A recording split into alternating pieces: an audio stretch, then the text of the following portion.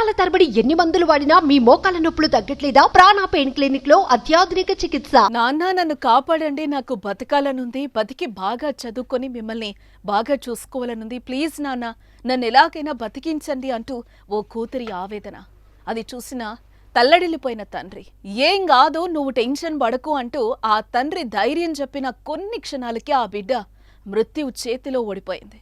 ఈ ఘటన ఆ తల్లిదండ్రులకు తీరని కడుపు కోతను మిగిల్చింది.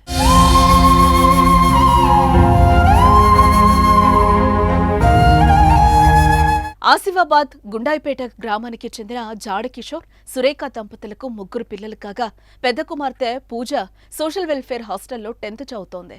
వారం క్రితం తండ్రికి ఫోన్ చేసి జ్వరం వచ్చింది, ఇంటికి తీసుకుపో నాన్న అని చెప్పింది.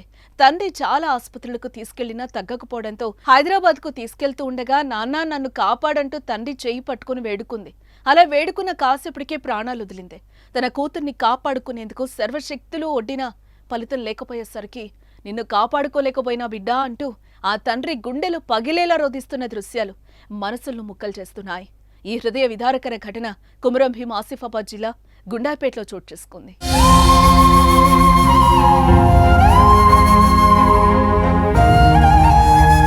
10వ తరగతి అమ్మాయి, ఎన్నో కలలు, మరెన్నో లక్ష్యాలు, కానీ అవన్నీ ఆవిరైపోయాయి.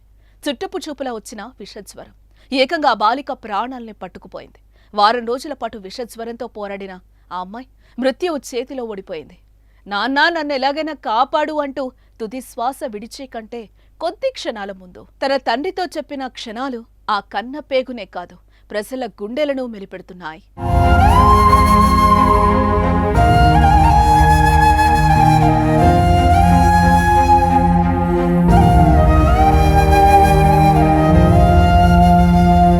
మీ బిజినెస్ ఏదైనా మీ ఊర్లో ప్రమోషన్ చేయాలంటే అది సుమన్ టీవీతోనే సాధ్యం. ఇప్పుడే సంప్రదించండి.